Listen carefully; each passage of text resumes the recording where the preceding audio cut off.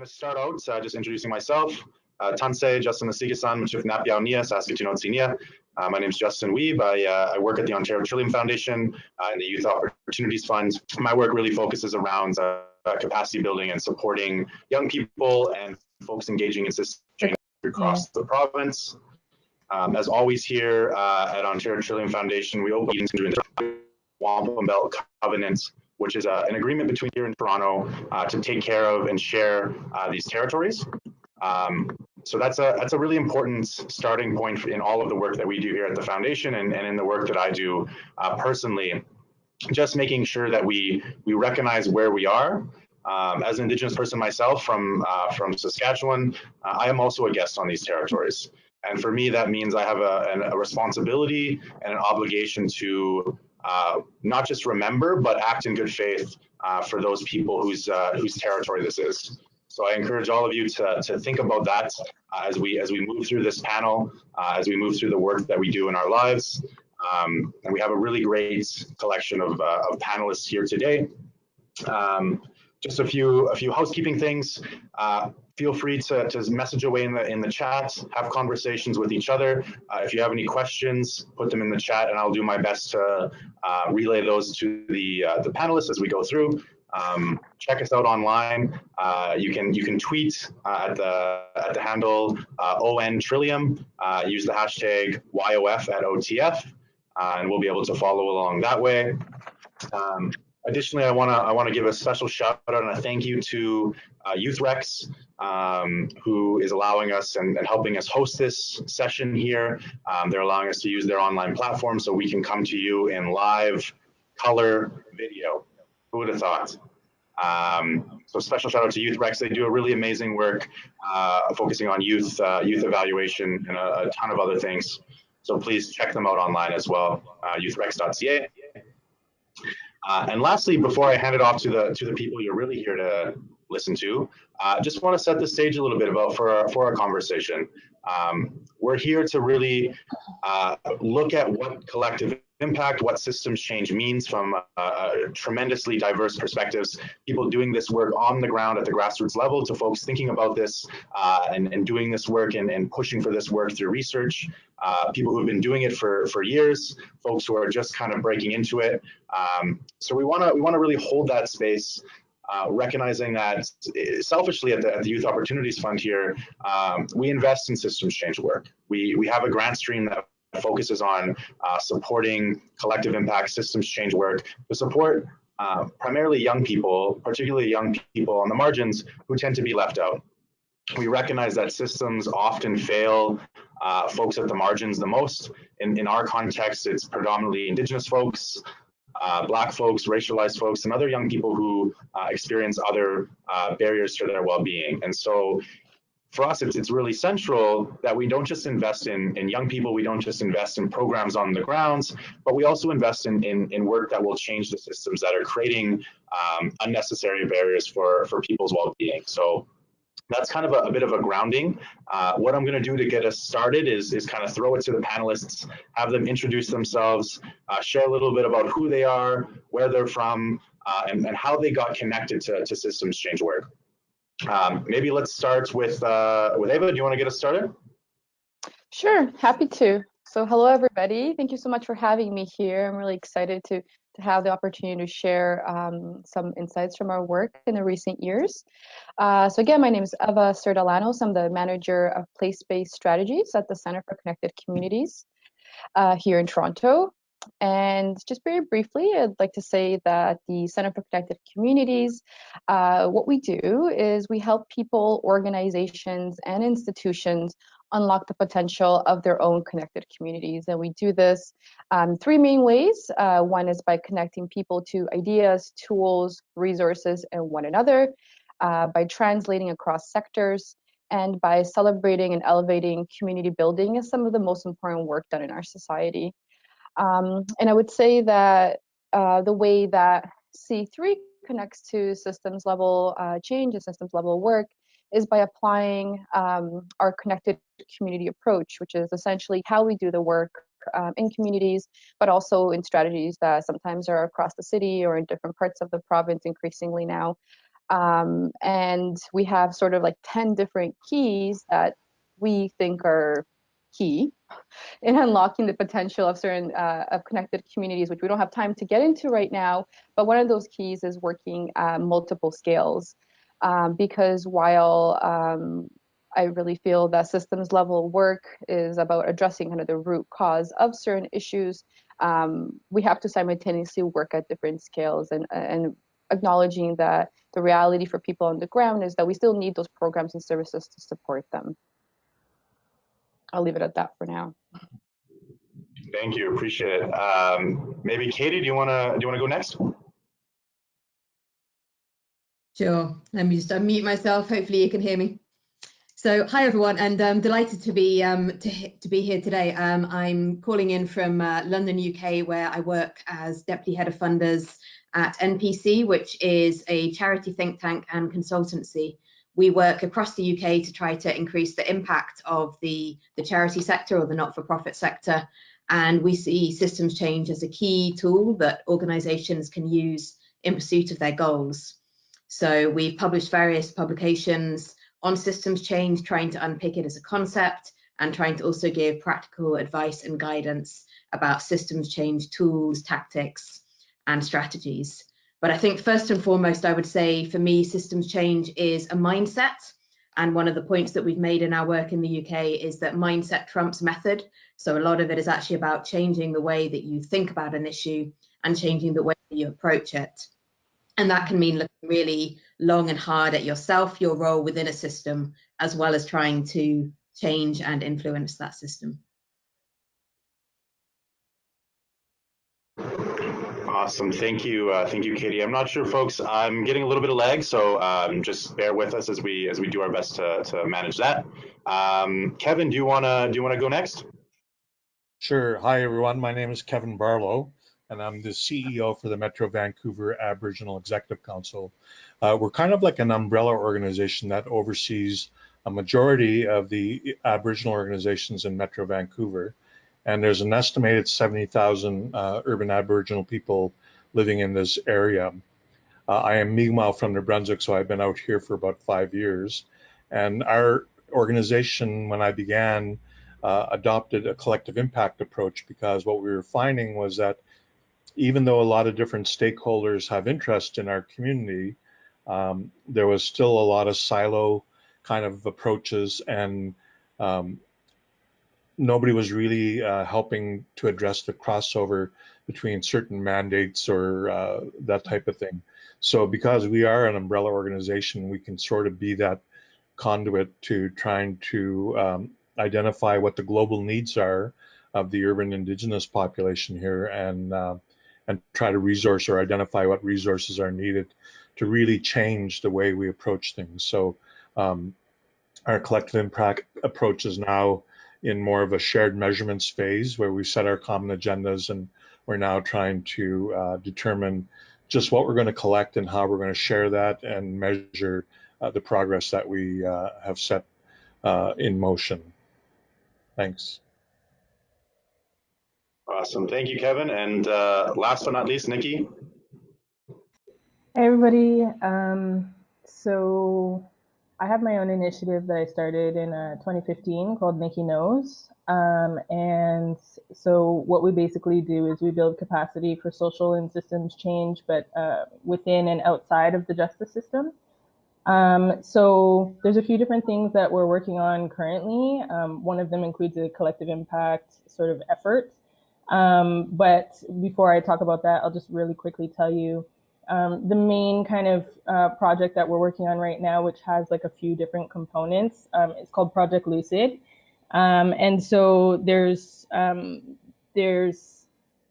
so the two big kind of projects under that umbrella are community-based action research projects. One is looking at gaps in supports for people who are in adult provincial custody in and around the GTA. And then the other, which is funded by YOF, is looking at, it's pretty much the same kind of project, but it's looking at gaps in supports and barriers to community reentry for people who are in the federal system. Both are looking at 18 plus, but within community, we define youth as being anywhere up to the age of 29 and sometimes up to 34. But in the justice system, youth is 12 to 17. So I'll talk a little bit about like the impact of that later. But the collective impact table, so what we're hoping to do right now is, like, our overarching goal is working towards reducing incarceration in Ontario, which is a big lofty goal. And so one of the things that we're working on right now is using Project Lucid findings to propel some of the work that we want to do going forward. Awesome. Thank you all so much. I really appreciate those openings, and I think we've done our best to really assemble a great group of people who can speak to collective impact and systems change from very different angles. So kind of moving into that, I'd love to kind of go around again, and I'll kind of start in a little bit of a different order, but really want to hear at a high level, what does systems change mean to you? Collective impact, what does that mean to you in your own definition of those things? And why is it so critical? Why is it such important work for our sectors? So maybe I'll start with you, Katie. Thanks, Justin. And so in terms of what systems change means to me, as I said before, I think it is first and foremost a mindset. And that mindset means thinking beyond ourselves and looking at wider systems and incorporating that approach into everything that we do. That can mean a lot of different things in different situations, but primarily in my work, I'm looking at social systems. So for example, we're currently doing a major piece of work on homelessness in the UK and what it would take to end homelessness. So looking at the systems around homelessness means looking at the housing system. It means looking at the systems that drive welfare. It means looking at systems that drive poverty and low pay. It means looking at other interlocking systems such as criminal justice, mental health, substance misuse, physical health systems. There's a whole lot of systems interlocking there. And the implications for people wanting to work in a systems change way are that you can't just solve one piece of the problem in isolation. One of my favorite phrases in systems change is, the harder you push, the harder the system pushes back. And I think what that really means for me is that if you push in one part of the system, often you'll find a different issue will pop up in another part of the system as other bits of the system are responding and reacting. So if you're trying to change government policy on an issue, you might find that something else changes in another part of the system and prevents your work from happening. So really, in order to be successful, systems thinkers try to incorporate as much as they can of that context into their work. And I can talk a little bit more about what that means in particular examples later on. Awesome. Thank you, Katie. Kevin, I'd love to hear kind of your perspective on systems change. What does it mean? Any of the kind of initial learnings you've had from some of the research and the things that you've been doing from an Indigenous perspective on collective impact? Yeah, certainly. I think one of the things we look at, right, is that historically systems have not served the Indigenous community too well. There has been a lack of understanding about the different worldviews that we have, and there's been a cumulative effect of a number of different traumas that have continued even more recently in the last 20, 30 years. And so these impacts have been there, but the systems have not really tried to allow us to really deal with these things in an effective way. So in this age of reconciliation, I think one of the things that we're looking at is trying to influence systems to show them that the systems are not being fair to us. I'll give you one example. Like a vast majority of Indigenous children being placed into care are being placed into foster care because their original parents are poor. They can't provide the basic necessities. Now, one would think that a simple answer would be, well, let's try and deal with those basic necessities by giving them food allowances or helping with shelter and all those kind of things, instead of taking the child away from the family and creating a whole nother generation of trauma and issues that we need to deal with. So in the words of Senator Murray Sinclair, he said, systemic racism is what's left after you remove racists out of the system. And so even though there's a lot of people nowadays that are really trying to work with Indigenous communities and be supportive, they forget that the system is what we're struggling up against, you know. And so I think the more we try to take systemic racism out of it and try to offer a different way of dealing with things, we just established a counseling service which is based on culture, because historically our culture has been bombarded with um, attacks and legislation, like starting from residential schools. And so all these issues have been born from us, uh, government trying to change us, you know, from being Indigenous. So now we're saying, using culture, that's the intervention. That's how we can reverse some of these impacts and build up our communities, by using our own culture to address these core issues that have been long-standing and really complex areas, you know. So that's kind of how we tackle it, is that, you know, we acknowledge that colonization has had a lot of negative impacts.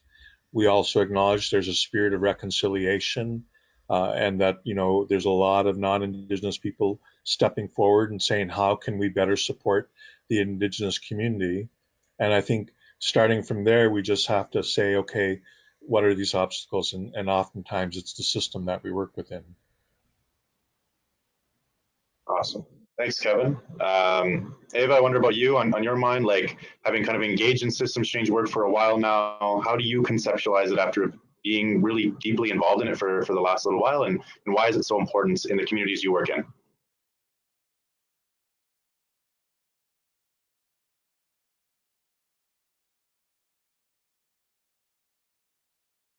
I can't hear anything.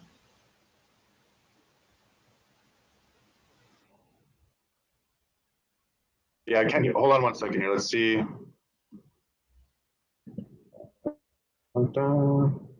Anything now, Eva? All right. Well, let's go to Nikki. Maybe in your mind, Nikki, and we'll try to figure out on Ava's end. But system change, what does it mean to you? Why is it so important in the communities and in the spaces that you're working in? Much like Katie was saying, I think I also think it's a mindset, but I think it's also a process as well. And so much of the work that I do is kind of centered around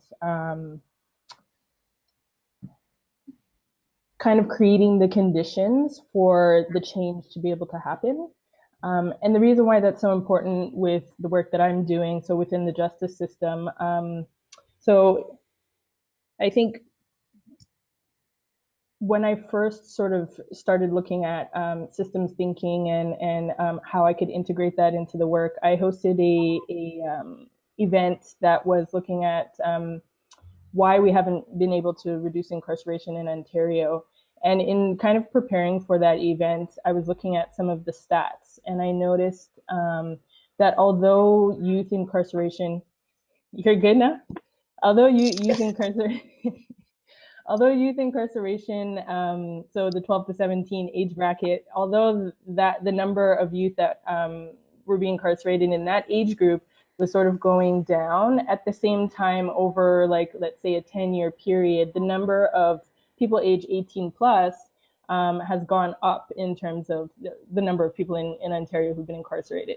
And as Katie was saying earlier too, there are a number of intersecting sort of systems that one needs to kind of look at, but just in terms of capacity and resources for the collective impact efforts that we're doing right now, I'll talk about it a little bit later in terms of barriers, but one of the things that kind of happened was we were kind of spinning our wheels trying to figure out where we could start in terms of being able to facilitate efforts to reduce incarceration in Ontario, because it's a huge, ambitious goal, and there's a number of different factors and systems that are intersecting. And so I'll talk a little bit later. Actually, I'll save it for later, where we sort of ended up landing for our collective impact efforts.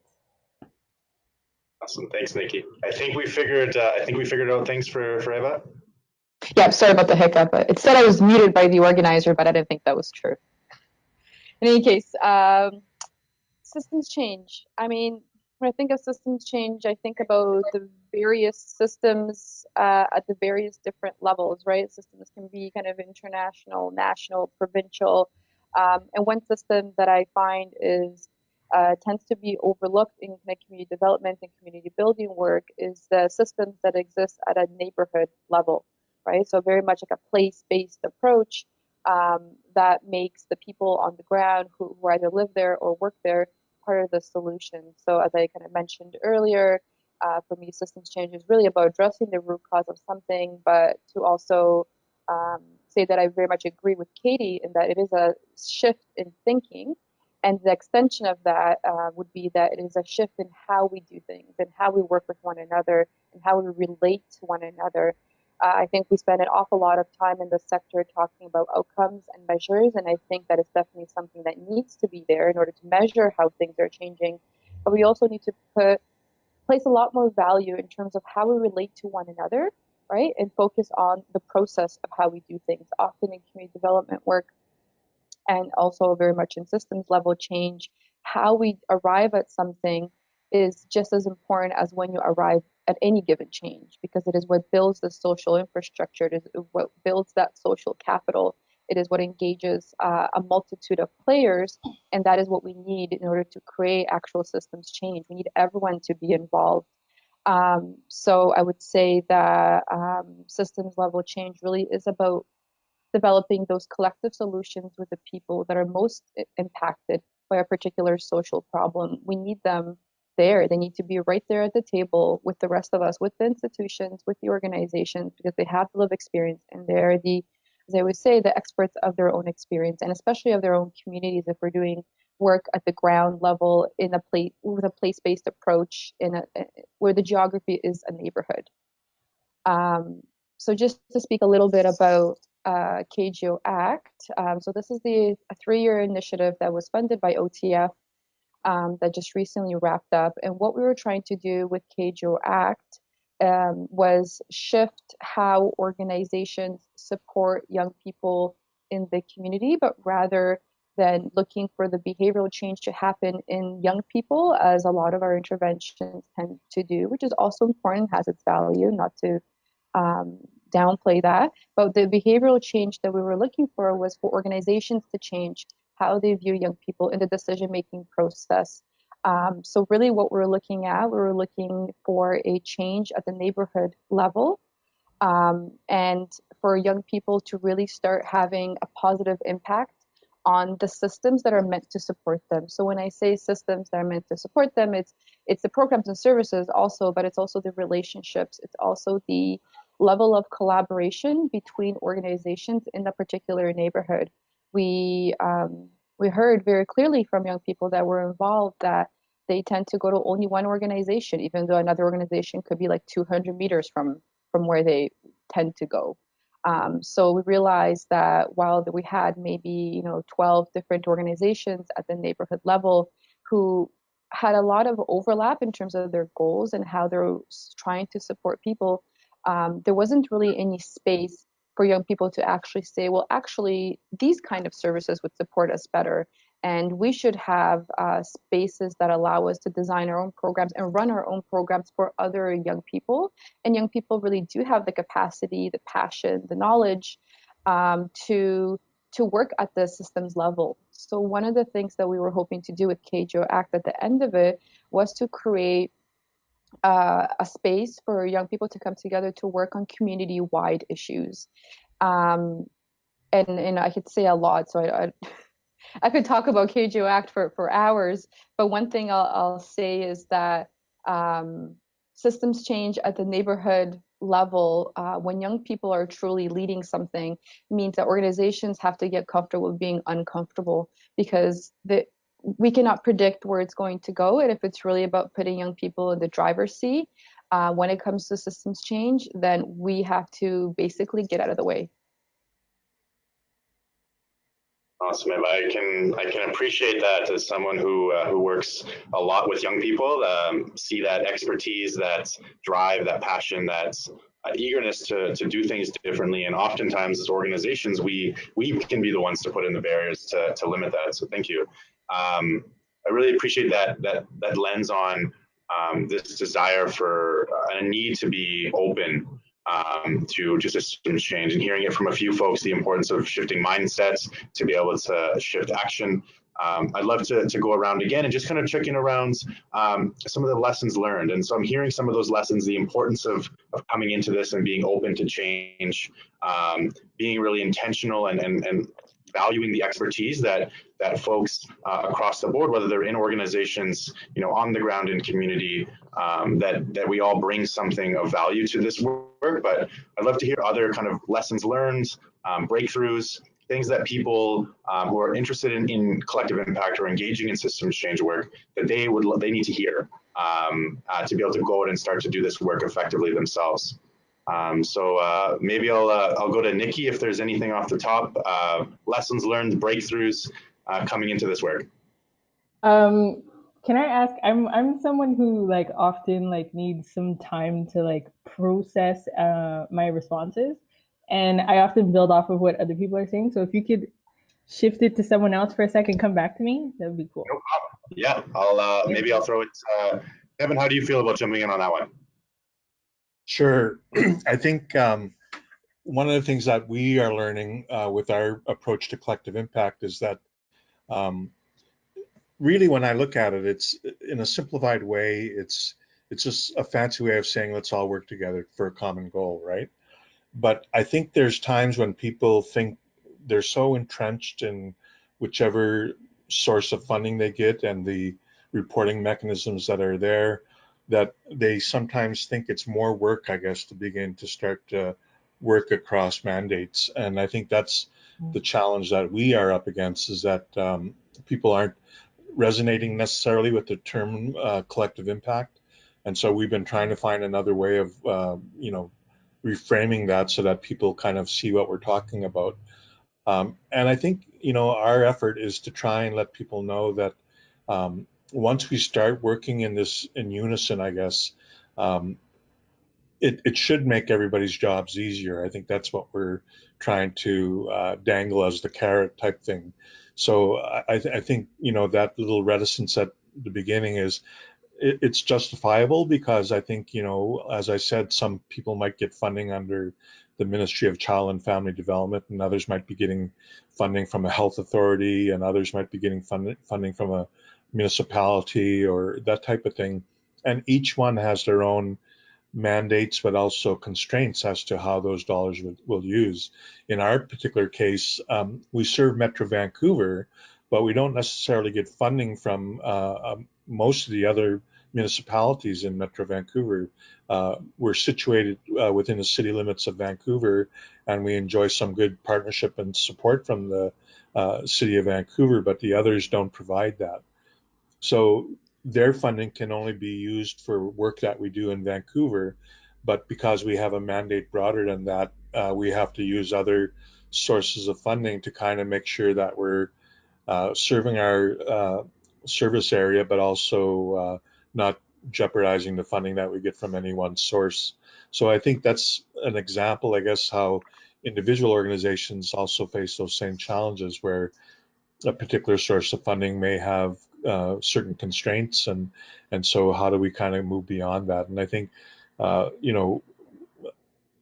think the challenge also is that a lot of our member agencies are frontline direct service organizations, that they're right in a fire. They're dealing with frontline issues, the opioid crisis, the homeless count, and things like that. And so when we come in thinking more of this big picture systems issue, I think sometimes it's hard for them to make that connection to how is that going to help them deal with the people that are knocking at their doors at 7 o'clock this morning, for example. So I think that's our challenge, but I think it's also an opportunity where we can say, if we can better define what some of those issues are and what it's going to take to really make the change, then we can begin to keep working at the systems to be responsive. One little example here is that we have invested in the school system so that Indigenous children have been improving their education outcomes. fortunately, the non-Indigenous population has also been increasing their education outcomes. So the gap is still there. And I think that's what we're trying to figure out is what is it going to take for us to bring it so that Indigenous children are graduating from grade 12 at the same rate as non-Indigenous children. We're not saying surpass them. We're not saying have straight A's or anything like that. Just how can we get it so that our children have the same equal opportunities like by finishing grade 12, you know? And so that's some of what we're trying to do with our collective impact is tackle those really big questions and put a price tag to them. We've looked at homelessness, for example, in housing, and we identified a need for 1,500 social housing units. We put a price tag to that, and it's 425 million, and it grows every year because of the cost of development and inflation. And so, but at least we have a starting point and say, okay, we need 1,500 units, and here's the price tag. Now, how are we going to get there? And part of what we're trying to do right now is develop a 10-year action plan and have some very critical dates to say, how are we going to measure whether we're going to reach those 1,500 units? We originally called for them to be done by 2021, and we're not going to get there because it takes at least 2 years to get permits done, you know? So, so now we're looking a longer vision, and we're going to say, you know, what are some critical dates along the line to say, when do X number of units have to be have their funding approved and their permits in place and be shovel ready and that type of thing, you know? And at least then we can, I guess, issue an annual report card and say, you know, how are we making progress toward these goals, you know? So that's kind of how we're tackling it. That the reticence is sometimes the gap between people that are in the trenches doing very challenging work and us trying to move things forward from a big system picture. Thanks, Kevin. I appreciate that. I think for me, it kind of really illuminated two things. Again, the kind of barriers and the systemic issues that are imposed on top of community members, on top of people, right? Like, people are going to live where they want to live. They might live in Vancouver, they might live in Burnaby, they might live in Richmond, they might live wherever. But because of those boundaries, which people are making decisions to live where they want to live and where they can afford, but they're not getting the same quality of service because of the lack of our collective response as bureaucracies, as governments, as organizations. So I really appreciate that part. And the other part I think you illuminated really well is around the clearness of what is the change that we're trying to make. And so maybe go to Katie. I think that kind of might connect to some of the work that you've been engaged around theory of change and how important that is for systems change work. Thanks. Yeah, and thanks to the other panelists. I think everything that people have said has really resonated, particularly the importance of working at different scales and being led by people with lived experience of the issues. Picking up on that particular issue of how do you understand the change that you're trying to seek. As Justin mentioned, we've been doing some work on theory of change in conjunction with Lankelly Chase Foundation here in the UK. And they were particularly interested in exploring whether theory of change, which is a very popular method here in the UK for understanding how your activities lead to your outcomes and to your goals, they wanted to understand whether theory of change was providing a barrier to systems change or whether it was a useful tool for systems change. And so we had a lot of conversations with different people, practitioners of systems change, practitioners of theory of change, frontline organizations, community groups, funders, philanthropists, academics, people from different parts of the world. And it essentially came to the broad conclusion that it's about how you use it. We're picking up on other points that have also been made by others. Effectively, if you use theory of change in a systemic way, it can be a very helpful tool. But one of the things that can be a real barrier is using a tool like theory of change as what one participant described as a safety blanket. And I think that picks up on some of the points that Kevin was perhaps raising about how at the beginning of projects, often funders want grantees to set out their plan for what they're going to achieve. It can be very tempting for everyone involved to sort of use that as a safety blanket as you proceed. And actually that goes against everything that systems change is about. You need to be flexible and responsive as systems change, and you need to be willing to move, to dance with the systems, as Donella Meadows, who's a systems change activist, famously put it. So one of the most interesting things for me as a result of those conversations was we were trying to understand where are those barriers coming from. We spoke with community groups and charities, and a lot of them said, well, we don't want it. We want to work in a flexible, responsive way, be responsive to the needs of our communities and the people that we work with. And funders sort of said to us, well, we don't want it either. We want to fund systems change. We want to fund these flexible, responsive, collective impact initiatives.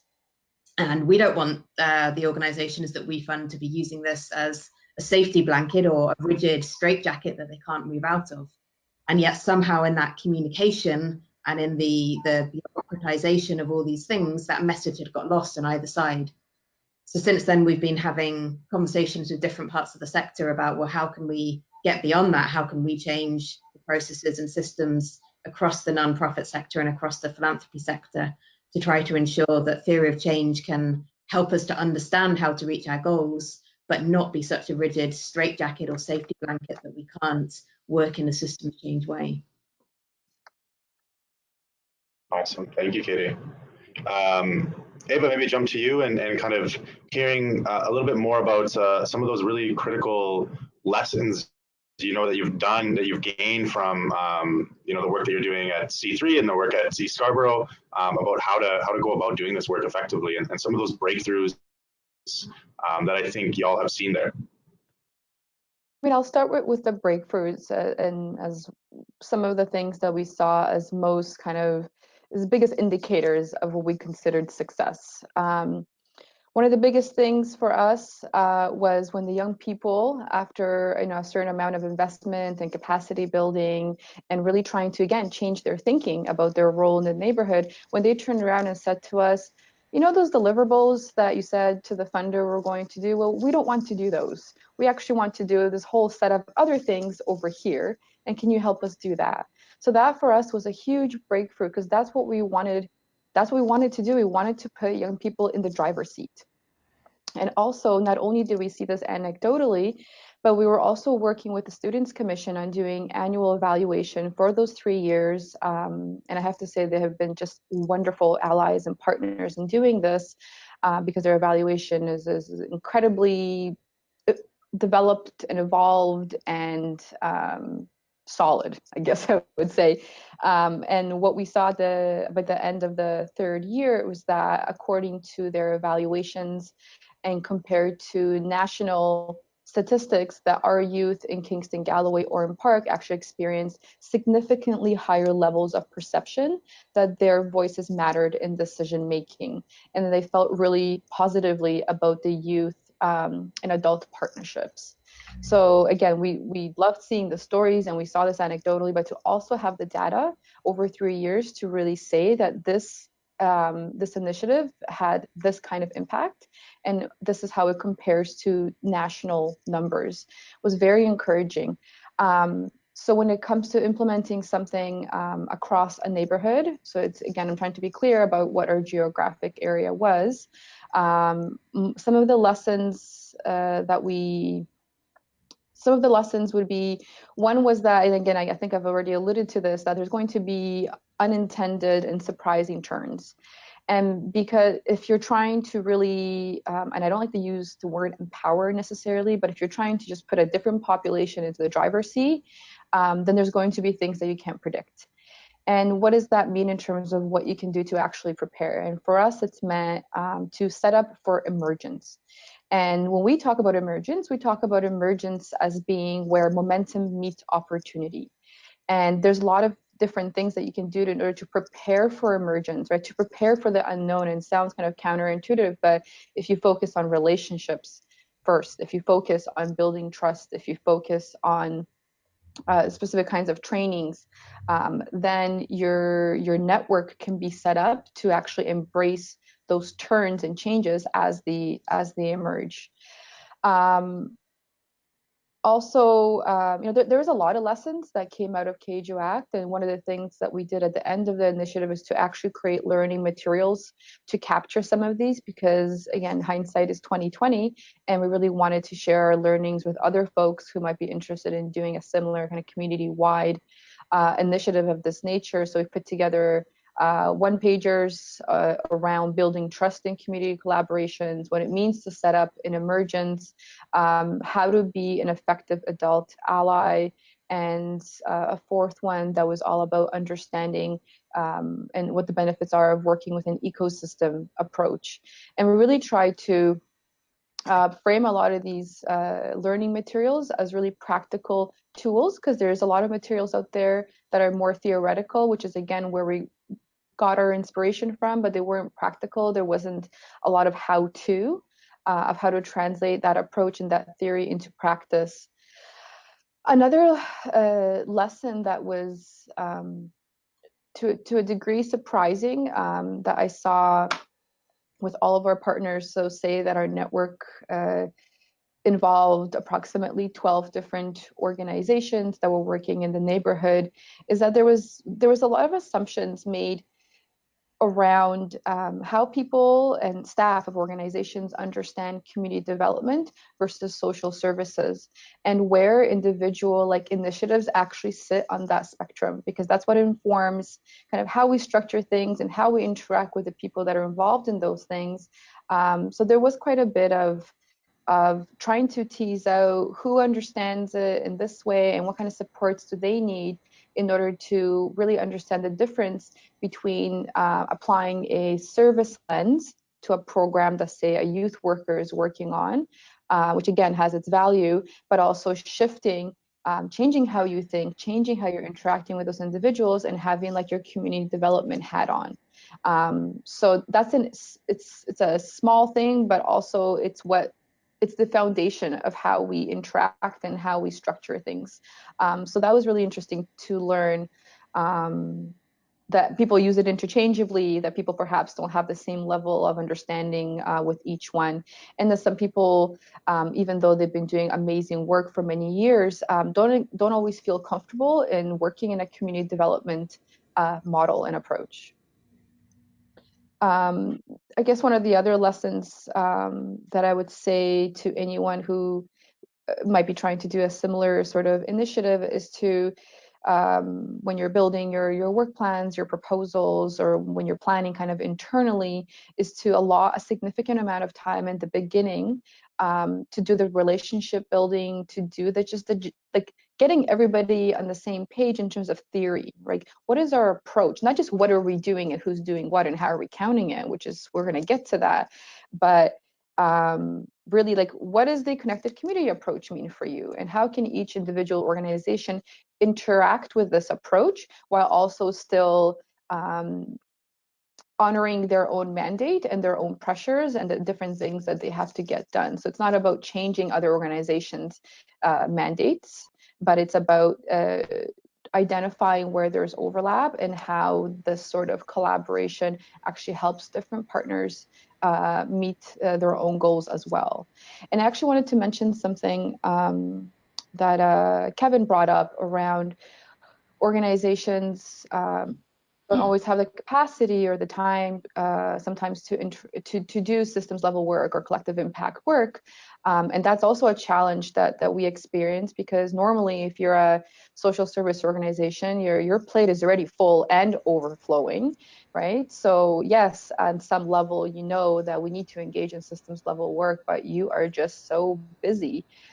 So how do you do this? So a couple of, I see Nikki smiling. Yeah.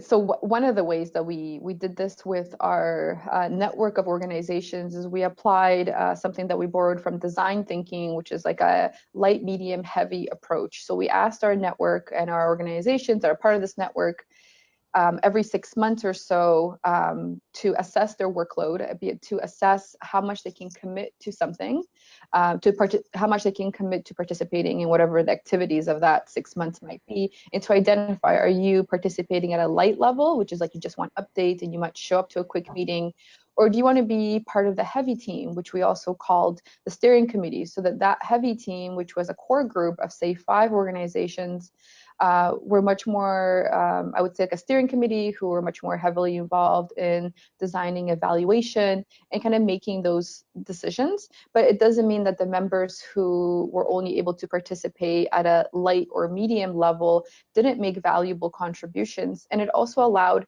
that kind of flexibility, so people wanted to stay involved because they didn't feel guilty that they, weren't contributing as much as others.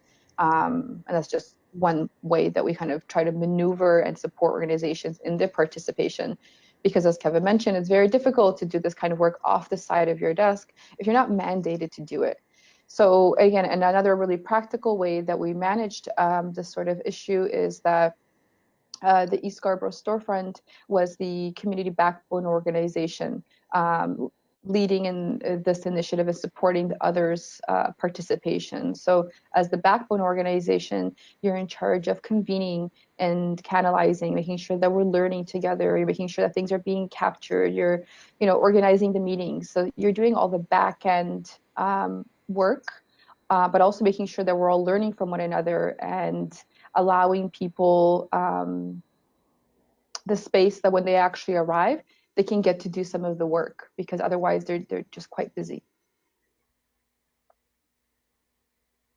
Awesome, thank you. I want to pick up on a couple things and kind of bring it to the larger panel. But first, I did have a question come in just around emergence. So Eva, you'd mentioned emergence kind of early on there, and one of the attendees just asked if you can kind of just repeat how you defined emergence. Yeah. Oh, yes. Emergence, it's, I don't have one single kind of definition of exactly, but it means to have an emergent approach to the work. It basically just means make a little space for things that are going to emerge, right? We talk about at Storefront, the way that we kind of all remember what emergence is, and the short form is that emergence is where momentum meets opportunity. So what I mean by that is that rather than trying to push something forward for which there may not be momentum from residents, for example, right? You want to build like a fertile ground, so to speak, and be able to identify where there is the opportunity, the excitement, right? So perhaps it's not exactly what you thought you were going to do, but there emerges a group now that is really excited about doing, whatever it is, X, Y, and there's the opportunity to get this sort of funding, for example, and let's go with that because it's a resident identified priority. Does that help? I'm getting a positive. Pardon? I was saying I was getting a positive yes, that did help.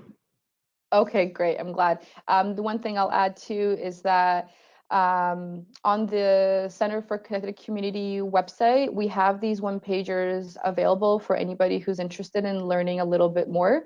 And in the one-pager, they're all about just tips and like really practical things about laying the groundwork for emergence. And a lot of it will relate back to what Katie said earlier about changing how you think about this kind of work and how we do the work together. Awesome, thank you. Nikki, I wanted to check in with you just around the learnings that you've had kind of coming into the systems change work. I also think as someone doing a lot of this organizing at the grassroots level, I think it's such an important perspective for you to share what it's like coming into systems change that way as well. Yeah, so I was actually gonna speak from that perspective, just to kind of like go into sort of like how I don't want to say, so I feel like Nikki Knows is doing sort of systems change work many different ways, but with the collective impact group specifically, I guess I'll just tell a story of like how I kind of started the collective impact group. It was almost kind of like sometimes I feel like people maybe don't start efforts like collective efforts or collective impact efforts. Like I know it's sort of like a buzzword or whatever. It's like the hot thing that was going on for a little bit. So sometimes that also might make people sort of reluctant to want to engage in those types of efforts, much like what Kevin was saying earlier. but I think like for me, I kind of have this motto of like, just do it. Like I had no idea what I was doing when I first started like the collective impact stuff. Like I had read like a little bit about it. But basically, what I did was I tried to be a little bit strategic about bringing people together. So that event that was held around like the why haven't we been able to reduce incarceration in Ontario, I was able to kind of use that as a springboard to like convene like a smaller, like that one had like about 40 people who had come to it from different organizations. I was able to use that to kind of like invite a smaller group of people, like people that I already sort of had relationships with, and were kind of familiar with the work that I was doing, to kind of nudge them towards, hey, like, you know, we had this conversation, can we keep it going? Let's have a meeting. And so it just kind of started off as like, I set a date, I invited people, we started talking. We were talking sort of under the premise of like, how could we, like, what could we do to reduce incarceration? We're trying to kind of, I guess, gauge interest from people within the group on whether or not they would be interested in working together. So for a little while, what I noticed is that people would, whenever they were speaking to me, like we'd have these group discussions, and whenever they were speaking to me, they'd be like, so if you want to do, you know, this XYZ, and then I think gradually it's come to a point where now there's some ownership and it's we. So it took some time for us as a group to even kind of like, we're a group, we're a collective, because first I think it's really important to sort of highlight that relationship building has really helped us to get to where we're going, because I think oftentimes what happens with these types of things is people get tired of talking about the issues and not actually taking action. And so I think one of the things that has kept people coming, one is their relationship with me as sort of the convener and the sort of ad hoc, I guess, backbone, you know, using the collective impact lingo. And then I think the other thing is that what I've tried to do is, there's sort of the high level, like collective impact, like what are we doing at a high level in terms of like, we haven't even gotten to a theory of change. We've been meeting for almost 2 years and we haven't even gotten to that point yet. But we have gotten to a point where we are working on actually doing a service coordination sort of pilot project. And we kind of came to that sort of like after conversation after conversation, and we were kind of spinning around like what I was talking about earlier. And so what I was able to do is, and I think one of the other lessons too that people can take out of this is that sometimes there are things that are already happening, like efforts that are already happening, that you can kind of pull in and integrate to the collective impact piece, just as somewhere to start. Because I think the big thing that we had an issue with was, where do we start? Where do we start? Where do we start? Because it's such a big goal. We talked about all these different issues with the bail system and remand and all these different things. And so we didn't really know where to start. And then Project Lucid was kind of there. So I think as much as like I tried to build consensus among the group, and I think, you know, oftentimes people want to be able to build consensus to call it collective impact. Sometimes people just need a nudge. Like sometimes people just maybe, you know, I had like people approach me individually after meetings and be like, the group seems like they just really want some direction from you. Or so I've kind of used a mixture of like consensus building, getting input, and then kind of nudging the group in sort of a direction. And so the direction we ended up going was, here's some preliminary results from Project Lucid's research. And then I was able to use that to kind of nudge the group towards a service coordination pilot. And I feel like we don't have a lot of time for me to sort of get into sort of the, I guess, more details of it. But basically there were 2 pieces of data that came out that where we were like, okay, let's do this service coordination pilot. And so we've kind of left behind the high level collective impact, I guess, theory of change kind of development and all that stuff, so that we can actually do something that where there's information and data available right now as a group, just to keep momentum going, as was mentioned earlier. So I think the lesson in that is that sometimes it's okay you don't have to have a strict structure, or you don't have to follow, the principles of collective impact down to a T. You can adapt it and take things from it that work for you. And I think, yeah, it's okay if there's momentum, as Eva said, if there's momentum on an issue. So at some point we'll probably get back to theory of change, but for right now we have some efforts that we can actually put some resources behind, and then I'll talk about some of the other sort of barriers that we've come up against later.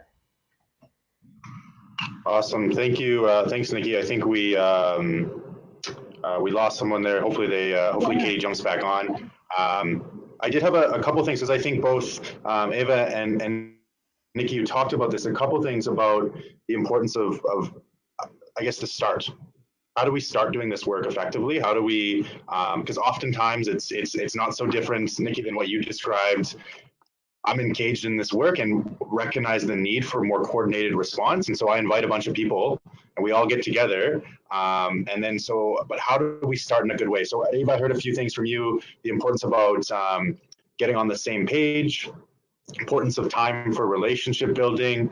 I heard from Nikki, I think this strong sense of how do we build collective ownership over this and move from it being the individual, who it often is, who convenes the first conversation, who's then responsible for stewarding it indefinitely. I'm wondering, maybe I'll jump to you, Kevin, if you have any learnings around that, but how do you build that that sense of ownership, or how do you continue to convene all of these key people and make collective moves on stuff? If there's any practical insights, we'll start with you, Kevin, and then move to the others. But just around that building ownership, the time to build relationships, and then how do we actually start to move and have that shared ownership over what we do?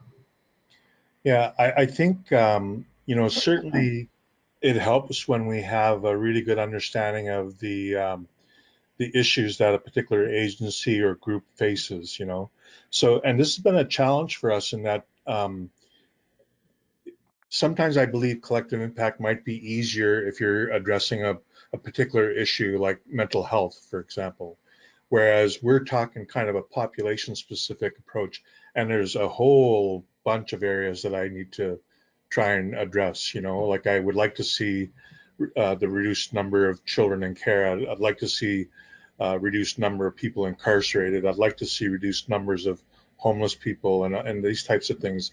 So I think sometimes that's the challenge when you're talking a population, and it could include whether you're talking youth or women or Indigenous people as a whole. It becomes like a really big kind of task. I think one of the things, I was at a philanthropic conference, and I posed that question because I was having a hard time coming up with what would be our common agenda. And I was really thinking that maybe poverty is what is the common thread for Indigenous people. And so I posed this question to some of the philanthropists there, and one of them came back and says, well, if you're trying to set your common agenda, pick an area that you can hit a home run. She said, for example, if you try to improve education outcomes, then people will be able to get better paying jobs, and they'll be able to afford their homes and be able to eat better and take care of their families. And then the ripple effect over time would be that hopefully their life would improve. So that's when we began at least looking at trying to increase education, training, and employment outcomes. But the reality here in Vancouver, or Metro Vancouver, is that the cost of housing is so high that you can't look at one without addressing the other.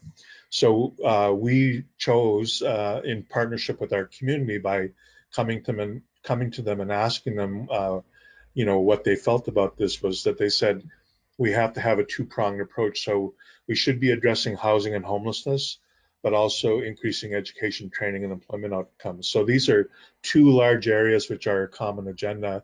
And I think by having the community tell us this information, they then have ownership into the process. Not that they're jumping up out of their desks, mind you, to kind of start defining shared measurements, but they certainly at least are agreeing that, I think if we focus in these two main areas, even though they're big, we might then begin to have some traction and have some improved conditions that would have that ripple effect and improve a number of different areas. So I think that's kind of where we kind of started with it, was that, and I think language is important. Like I said, people have not necessarily started resonating with collective impact as a term. And we've done our best to try and demystify that and put it in, schematics and visuals and that type of thing. But I think if we can look at it within another maybe indigenous framework or something like that, that might help. So we have been anchoring it into a relational care approach that we have, that I've used in another organization that I worked with, and talking about indigenous human development frameworks. We started looking at defining a potlatch economy framework. We've been looking at the psychology of poverty, because it's not so much that indigenous people are poor, it's that there's a significant chunk of people that come with almost a psychology of poverty, where they think that that's all that they will ever know, that they the leap from becoming a homeless person to doing a PhD is, it's like getting to the moon, basically. And so there's people that, basically are limited in their view, and we have to somehow break that psychology so that people then begin to think, okay, if I take these baby steps, maybe things will start to change. And if we have the right supports and services, then we can hopefully be of better support to them. And that example I used earlier, it just seems so ironic and ludicrous to me that if a majority of Indigenous children are being placed into care because the family is poor, why don't we do something about trying to improve that situation so that that doesn't happen, and we can do that with the philanthropic community, the business community, others, where we're trying to provide these resources. We recently just signed a friendship agreement with the Muslim community, and they've helped create a bursary to start helping Indigenous people when they're going into college to at least have a little bit of help up, And these are small steps, but I think they can go a long way if we have the right partnerships and we define the right issues that we're trying to change. Awesome, thank you. Thanks, Kevin. Katie, just for your knowledge, we were kind of just touching base. I had heard from Eva and Nikki about kind of the importance of how you start, and oftentimes it's one person who's engaging in work and sees the need for all these different people to come together and figure out to try to figure out how we can work together to create a different system or to address the issues.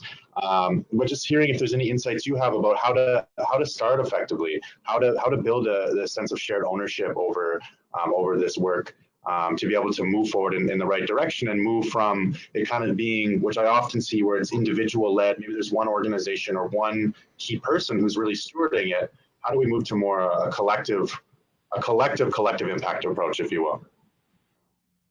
Yeah, no, thank you. And I found that discussion of language really fascinating, and actually very much resonated with some of the issues that we found working with different groups in different sectors, and how that language can be a barrier to actually getting a collective approach. And sort of just picking up on some of the stuff earlier that was said about the importance of relationships and trust. Often that is the basis. Once you've got that, then sometimes things can emerge later that might be labeled systems change. But one of the barriers that we found talking to people in the not-for-profit sector in the UK is that systems change language isn't perhaps as common over here as it might be in the US and Canada. And so we were coming against a perception that systems change was really technical, and it was, as somebody said to us, it sounds like it's not about people, but it's about sort of mechanical things and systems, and it sounds like a sort of engineering concept or a technology concept. And actually, anyone who works in systems change knows it's about people and relationships.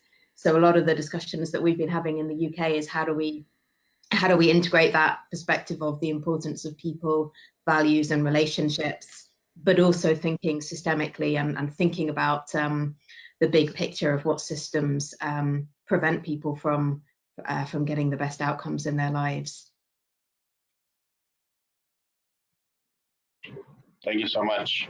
I do want to just kind of reorient us, folks who are joining as the audience, the attendees. If you have questions or if there's anything you want clarification on, please. There's a panel on your screen somewhere that says questions, and within that panel, and it pops up on my screen, so I'm able to relay that to our panelists here. So encourage folks to engage. I want to just hold a bit of space here just to make sure people have a chance to ask any questions that they might have.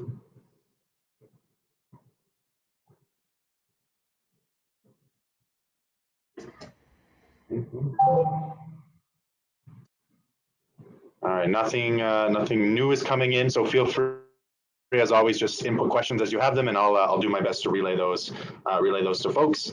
I'd love to hear a little bit more. Oh, lost Kevin. That's all right. He'll jump back on. Ava, you talked a little bit about this, and I want to make the connection to what we've been talking about now too, around building this sense of ownership and having what you talked about is kind of the different levels of involvement that people might have. So they're high engagement to kind of medium to low engagement. Any other insights you have around there? I'd love to hear how that came to be. Was that something that came out of more response to people's willingness, or were you drawing on something to share that? Well, the light, medium, heavy approach, I think I mentioned, we borrowed from design thinking and actually from a person who was involved in the redevelopment of the entire East Scarborough storefront space. So again, it was about, at the time, it was about, and continues to be about, partnering across sectors. So at the time, we're working with architects and engineers and interior designers and the local youth to redevelop the space. But that's kind of where we as an organization were introduced more to design thinking. And when we kind of heard of this approach, we just made the connection to, oh, this is actually an excellent complement to working within a network. The other thing that we kind of realized when we were trying to isolate, like, what are the key components of network weaving, there was quite a bit of lack of information out there around exactly what it means to network weave in the non-for-profit social sector, community development sector, all those things. So we also put together a video exactly on what it is to do network weaving, and so I would say that was partly developed not so much as in a response because people weren't participating, but we just saw the natural fit between trying to coordinate an initiative of this scale and the learnings from previous initiatives. So it seemed kind of like a natural union. But another learning that I think is often overlooked, and I don't think we give enough attention to, is investing really heavily in facilitation skills. So facilitation skills is something that people in all sorts of different leadership positions often feel that they have. And I would say that some people do, but it is really an art, and it is something that takes a very long time to get good at. And if I could do KAJO Act all over again, I would have spent, like, I don't know, 6 to 8 weeks just doing facilitation training with everyone that was working directly with young people. And not because these people didn't have an amazing set of skills and passion for what they were doing. It's just that it's so different than what we're taught to do in most of our training. So most of our training and different environments that we come from reinforces that the person who has the answer is usually in the leadership position. Whereas as a facilitator, the core of being a good facilitator is that you're there to elicit the wisdom from the group. And that often is not something that people feel comfortable doing. People don't sometimes realize that it's something that takes a very long time, and they get uncomfortable with the silence. And they often feel like whenever there's a silence, that they have to jump in with the answer. So that's something that is a skill, but it is also an art. And I feel like when you're trying to bring very different people together, and you're trying to break down barriers to participation between residents, in our case, young people, then having a really skilled facilitator, either at the network meetings or with individual youth groups, that really was like the glue in a lot of cases for us. I think there might have been another part to your question, which I've already forgotten. So if you could redirect me. No, I mean, I think what you illuminated was really important. Is it's yeah, about like finding the ways that work for people to be engaged, like initially, and then moving to like the role of the facilitator. I think those skills are often undervalued. I know I experienced that in my work as well. Kind of when you see how work can flow much easier, it can be much more straightforward when you come in with some of those facilitation skills to be able to hold space and create environments for people to actually have the conversations and to be able to move forward with things. Because so often when we meet at these tables, you know, we all probably sit on way too many tables. We go to way too many meetings. And oftentimes, at least for myself, I leave there not knowing what's next, not knowing where we're going to go from here. But I think when you have folks who are really adept at facilitating and creating meetings in a good way and holding people accountable to those things, it allows for the change to happen more effectively. I do have a couple questions coming in. So one for it's addressed to Nikki, but I'd love to hear Katie's perspective on this because I think you spoke to it as well. But maybe Nikki, to start, in your mind, like how do you create a shift in mindset? If you have any insights on how we actually change people's mindsets in terms of the work that we're trying to do? I think what's been helpful for me in terms of getting people to kind of see things differently or shift mindsets is, and you may hear this a lot too, is like the evidence, getting evidence or having an evidence base. So one thing that kind of helped, I'll use Project Lucid as an example. One of the things that we found through like the survey that we did, so we did a survey with people who had been released from adult provincial custody, so jails within the GTA within the last 12 months, and they could have been either in pretrial custody or sentenced. And so I think that if there were any perceptions that the services that were being provided, which there's not many of, but there are some organizations that feel that, at least in my opinion, from conversations that I've had with certain organizations, some organizations see the need right away and understand that there are gaps. And then there are other times where people actually need to see visuals or data or to hear from people themselves, like the people with the lived experience, in terms of like what the issues are. And so with the survey, I think what really kind of allowed us to propel our, like get to a point where we're actually getting to the action orientation was there were two key data points, and the two were, you know, one of the questions was, can you hear me? Yeah? Oh, okay, because it went blank. I can't hear the background noise or whatever. So as long as you can hear me. So the two key data points that I feel like we were able to use to propel some of the organizations that were kind of like, what's the value in this? Or what's the value in taking an approach to service coordination or integration, was that, one, we asked people whether or not they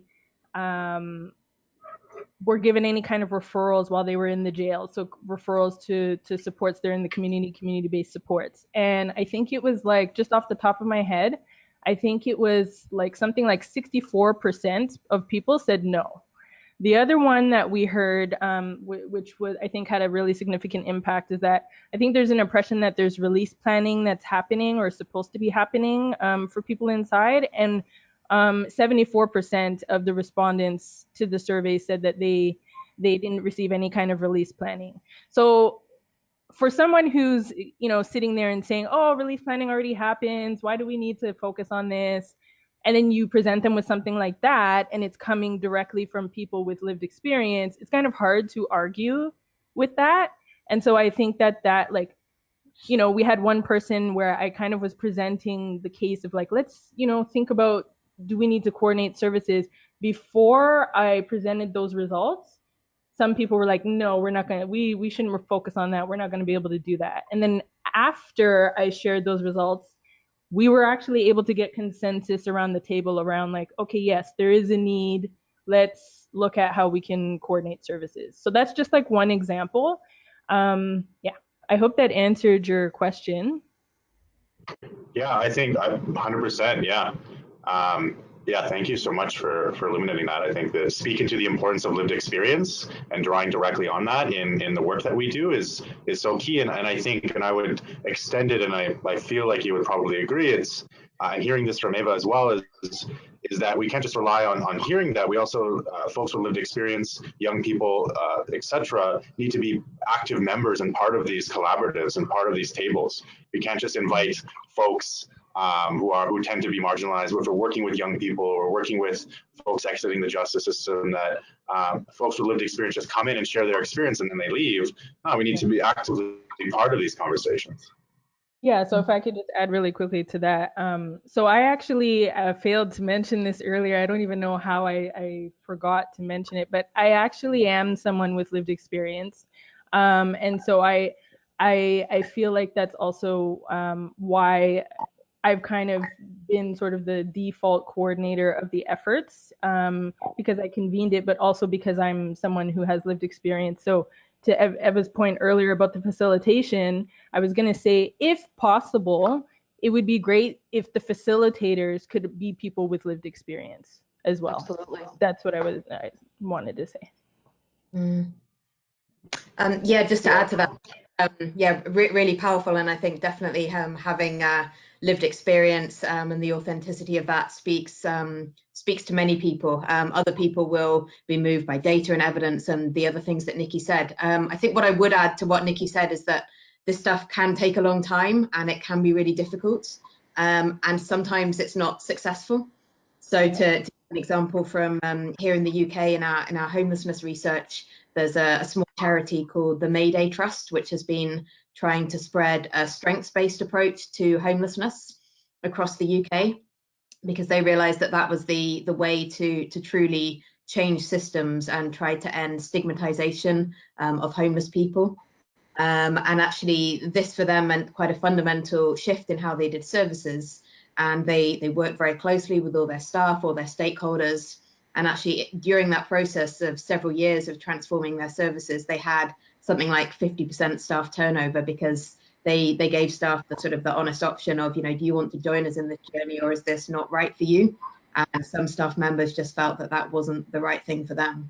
But as a result, they speak very eloquently about how they've got a much stronger model. They've got staff that are really committed to that way of working, and they're now seeking to spread that across the UK with innovation partners. But they require all those partners to commit to a process of organizational and cultural change. And the work that they're doing is actually thinking through, what does that mean?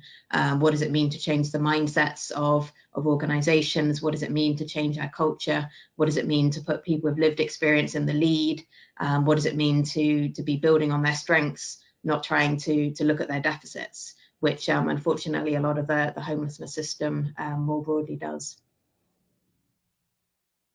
Yeah, 100%. And yeah, I think something that illuminated for me is something my colleague says a lot to me, and I think Eva, I think you you talk about this as well, the importance of when we're coming to these tables as organizations, when we're engaging this collective impact, this openness for us to shift as well as organizations, right? If we're going to engage in collective impact, it's not always, and much of it might be, but the external changes, the coordinated services, the addressing of the barriers. But just because we're sitting around the table of this collective impact conversation, it's likely that we have a lot of change to do as well as members of these systems. So that illuminated in my mind the importance of that piece, which I assume probably everyone around this around the panel probably agrees in that, the importance of that reflective nature and this openness to change, not just as individuals, but the systemic, the systems that we have in place as organizations.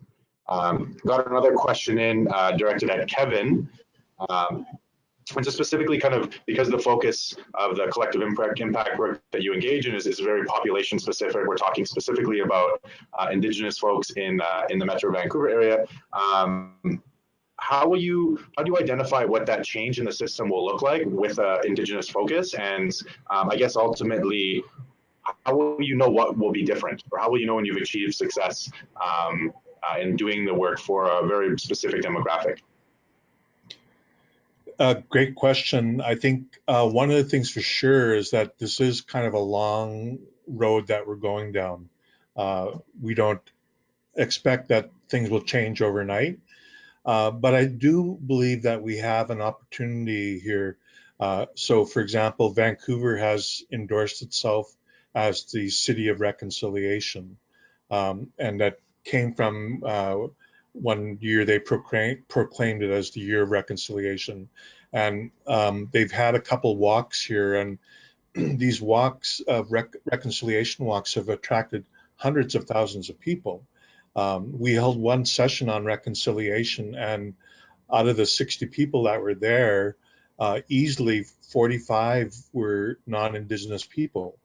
And so I think that window of opportunity is that most people are recognizing that a lot of Indigenous people have a lot to offer, but that there's also a significant portion in our community that are facing some extreme challenges.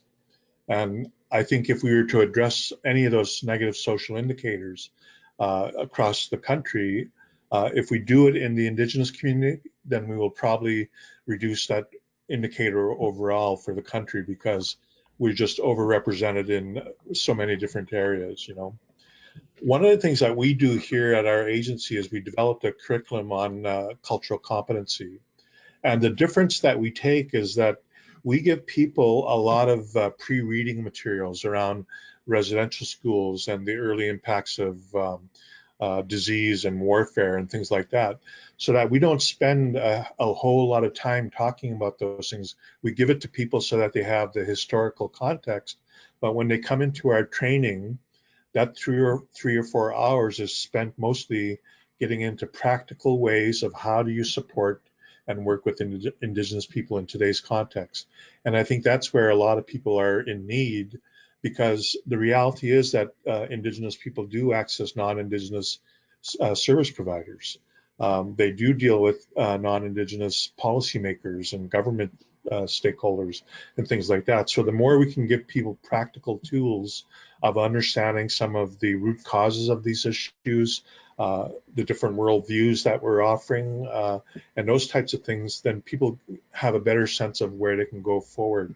And I think that's kind of what we do. At first we were thinking that we would call ourselves a think tank, but we changed it to be a think and lead tank, because we are not just thinking about things. We want to lead the way to change the narrative and the dynamic that we're up against. And as I mentioned earlier, a lot of people, even if their hearts are in the right place, it's the system that is working against us. And so the more we can kind of wake people up to that fact, and then collectively work on how do we change that. So the City of Vancouver actually signed a MOU with us, and we are committed to working together to advance areas of interest and common concern. Those are practical ways of how we can continue this dialogue and come to a better place down the road, you know. But a lot of these things, you know, when I first started tackling them, and I was about 14 years old when I wrote my first proposal to the government, and it was funded. And so that's a long time of me trying to tackle these issues, you know. I can tell you that I have seen change from those early years, when government often still told us what to do, to now asking us our advice on how can we make something different. But, you know, a lot of the areas that I really would like to see changed, I'll be lucky if I see them in my lifetime, but at least I know we're on the right path if people continue to stand with us and educate themselves. You know, I think when I was growing up, you know, if you spoke broken English because your mother tongue was Mi'kmaq in my case, people would say, why don't you learn how to speak English, and you're stupid. And then, you know, they were placing more value on the English language instead of acknowledging that the person was showing that they spoke two languages, you know. And that's the thing. Many aspects of our culture and our arts and our language, they were devalued and treated as second class in many ways. And so Today now we have opportunities to influence the environment.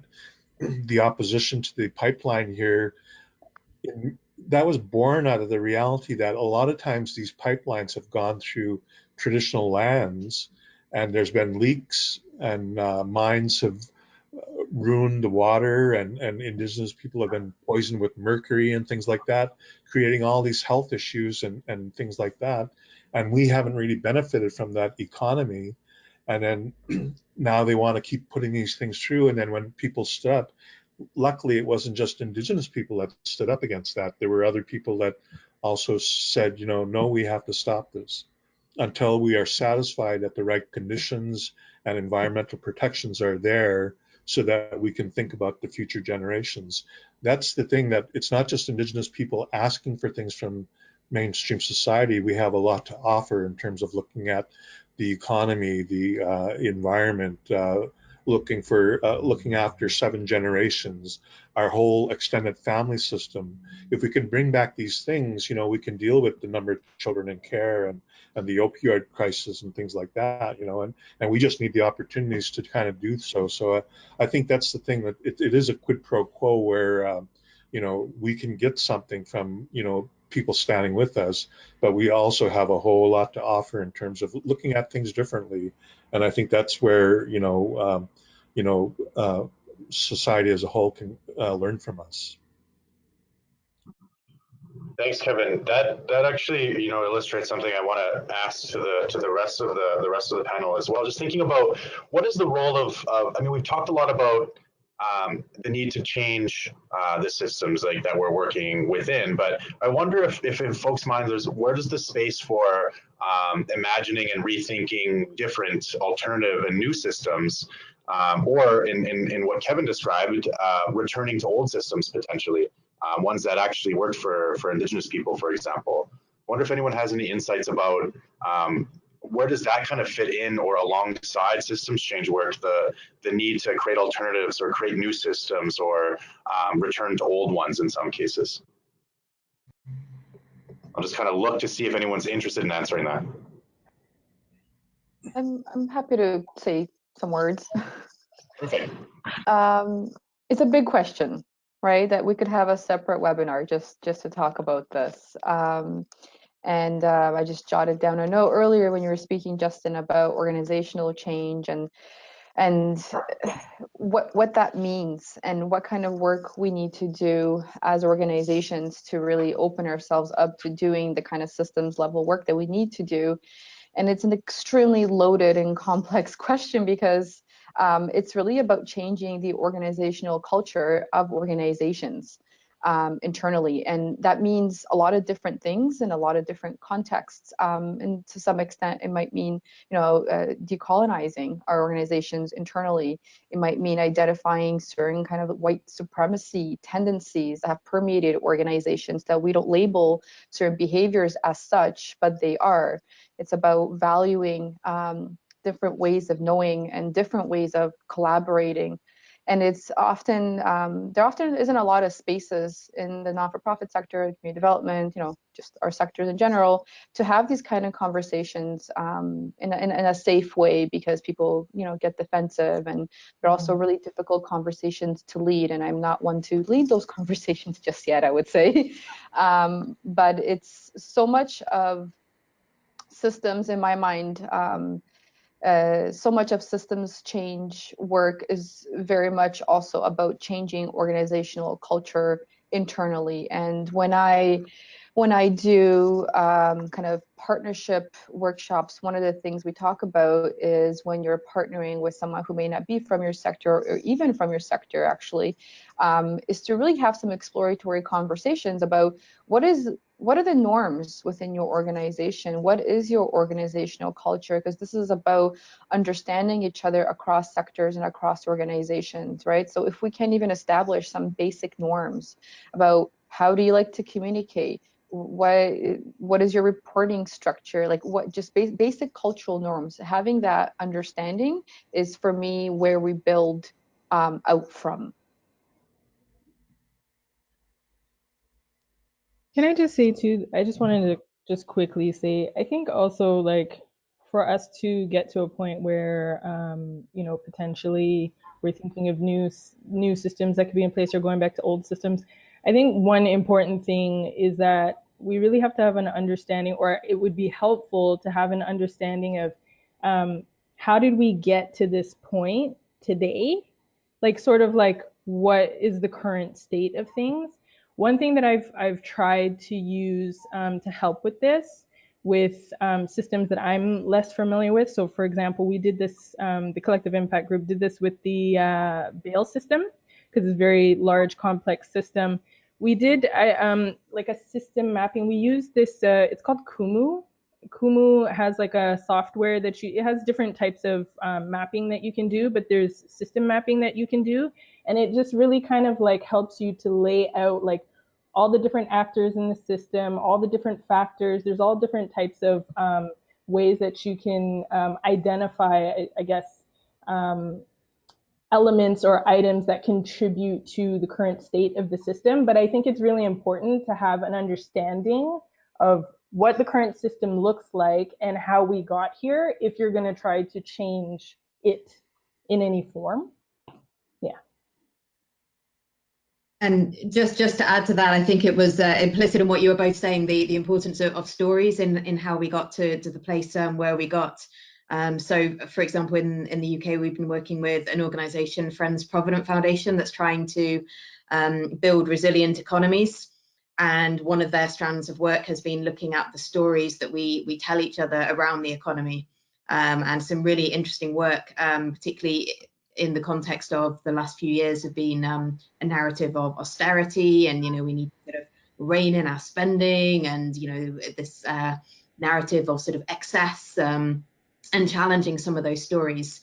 And one of the most effective interventions that they funded, actually they funded 2 different groups to do this, is changing the way that economics is taught at university level. So actually working with lecturers and with students and changing the curricula. And that has had some short-term impact in the students that are graduating, but its real impact is going to be long-term, you know, in 10, 20 years time. If those people are the people, hopefully, that are running the economy, then how will that change the way that the economy is run? So they're trying to play the long game with that, but also really thinking about that power of imagination and alternative stories.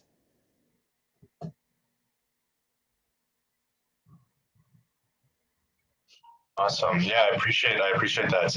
I want to create a bit of space for folks on the panel now too. If there's any questions that you want to ask each other, I think all of you are so engaged in this space that if it triggered anything you want to ask anyone else.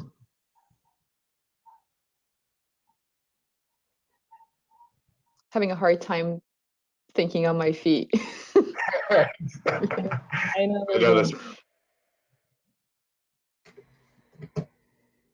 I would just like to say I thank the other panelists, because they've definitely brought a lot of good insight into different approaches and experiences, you know. And I think that's what I've learned about trying to apply collective impact here, is that it is what it is. You can make it what you need. Like there is room to kind of like maneuver it in a way that it can best serve your own interests and community. And I think you know, we have been doing ours now for 3 years, and it does seem slow moving. You know, I think the reality often is, you know, sometimes it's even hard to fathom, I guess, that there are some people in our community that are so disconnected from this process. And, you know, for example, we're about maybe 16, 17, 18 blocks from the downtown east side. And there are people in our people in that neighborhood that couldn't even really make it, you know, outside that neighborhood by 4 or 5 blocks. There's so many challenges that they run into. And so sometimes, you know, even when we're trying to do this from our own community, trying to get in touch with the people that are really down and out right now, that are having a lot of experiences that, you know, most people in society don't have. That's another challenge, because I think it's almost like taking fish out of water. Like if we were to try and bring people into our processes, we need to be going to them in their neighborhood where they're feeling more comfortable, and really trying to basically roll up our sleeves and get down to where they're at, and then reflect that into the different work that we do. So I think that's, a lot of the different issues, whether it's dealing with youth or other sectors, that's, I haven't been a youth in a long time, so I can't pretend to speak on behalf of youth, but we certainly have to go those extra miles, even when it's being done within our community, to make sure that that voice is there. So our conference, our third conference, is coming up the last week of February, and the opening panel will be Indigenous youth who are going to talk about their experience and aspirations pursuing education, training, and employment, so that the community gets to hear exactly, what it's like for a youth living in Metro Vancouver to try and change their lot in life, and what kind of needs they have and supports that they require, and those types of things, So I think that's a good example of when we do these things, even though we might be from the community that we're trying to influence, there's different nuances and experiences that we always have to go that extra mile to make sure that they're part of it.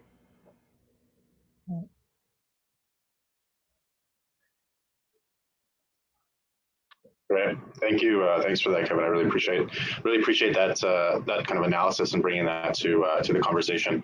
I want to kind of open it up again to folks in the sense that I feel like we're kind of wrapping here in some ways in terms of the conversation. So I do want to kind of go around again. Maybe I'll start with Ava. Put you on the spot again. But if there's any kind of final thoughts, things that you want to make sure the rest of the folks on the call hear, any kind of recommendations, advice, things that you want people to check out moving forward. Sure. So a few things. When I talk about the connected community approach, something really worth mentioning is that the East Scarborough Storefront was in existence for 18 years, and maybe at about year 15, we decided we should probably write down how we're doing this work. So really, like, the connected community approach has really grown out of practice, which I think is worth sharing because, as I mentioned, there's a lot of disconnect between theory and practice. And what we've done with that approach, and again, it's not a theory, but it's an approach, we've taken what we found to be the most useful and kind of successful pieces of different approaches and theories and identified how they were present in our work. So our approach is about an asset-based approach to community development. We've borrowed from systems theory, from complexity theory, and the biggest piece that we've borrowed from collective impact is the value and the function of a backbone support. So I just wanted to kind of put that practical piece of advice out there. And again, all these materials are available on our website, connectedcommunities.ca. I'm also available for questions. If somebody wants to contact me directly, I'm happy to have a chat about some of these materials. And the kind of last my parting words, I guess, would be, in whatever initiative people are working on, is to really let your values lead you, because we all experience such difficult decisions in our work, things that we never anticipated, changing partners, different levels of government, different institutions we might be working with. But when those hard, difficult decisions kind of come up, staying true to your core values, regardless of how messy it is or how long it might take, to really try to stay true to those and make in your decision-making process. And it also doesn't hurt when you're working with a funder who's open to course correction. I know that's not always possible. OTF has been really good about that. Some other funders are still getting comfortable with that. But if you ever have an opportunity to early on have a conversation about, what would course correction potentially look like in our initiative, and kind of where are your boundaries and how flexible are you, that really allows you to stay true to what you're trying to accomplish and staying true to the people that you're actually trying to serve. Thanks so much. Who wants to share final thoughts? Sure. I want to thank the other panelists for all that they've shared. I feel like I've learned so much, and it's really great to hear everyone else's wisdom and insights. And so I guess my final parting words would just be about that importance of always learning, learning from the people that you're close to, but also trying to learn from others who are working on other issues or maybe in other locations, because I think there's so much that we can learn from each other, and things that we might hear happening over in one place actually really resonating and giving us, sparking new ideas for things that we can take back to our own work and our own practice. So thank you. Awesome. Kevin, final words, and we'll wrap with Nikki. Yeah, as I said, I thank everybody for their unique perspectives and experiences. And I think, us too, we have posted some of the materials on our website.